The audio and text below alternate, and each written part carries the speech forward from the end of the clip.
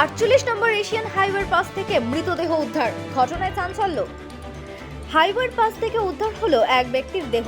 মঙ্গলবার বিকেলে 5টা নাগাদ ধূপগুড়ি থানার অন্তর্গত সাকুয়াঝোড়া 1 নম্বর গ্রাম পঞ্চায়েতের সাকুয়াঝোড়া প্রাথমিক স্বাস্থ্যকেন্দ্র সংলগ্ন এলাকা থেকে ওই ব্যক্তির দেহ উদ্ধার করে পুলিশ।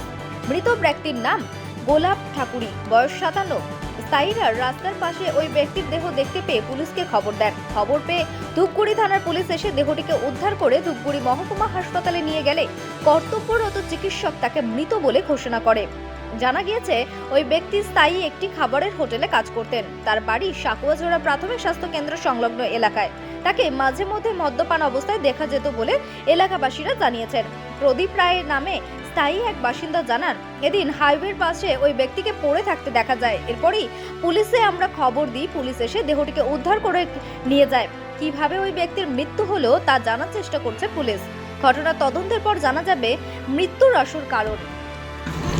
আমি শুনলাম ওই একজন এখানে হঠাৎ করে শুনতে পেলাম যে এখানে একজন একটা বডি পড়ে আছে। এসে দেখলাম যে আমাদেরই লোকাল।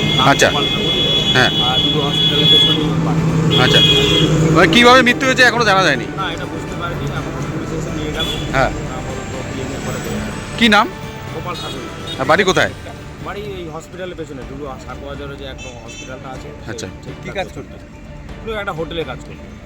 এমনি কোনো মেন্টালিটি প্রবলেম আছে নাকি? না না না, তবে উনি একটু নেশাগ্রস্ত অবস্থায় থাকতো সব সময়। কোথায় পাওয়া গেল দেহ? রাস্তার ধারেই? এটা রাস্তার ধারেই পাওয়া গেলো, এখানে একদম প্রাইমারি স্কুলের ঠিক অবস্থা। আচ্ছা, এটা কোন এলাকা? এটা উত্তর ডাঙ্গাপাড়ার মধ্যে। আপনার পরিচয়? আমার নাম প্রদীপ। কালারটা পুরো কত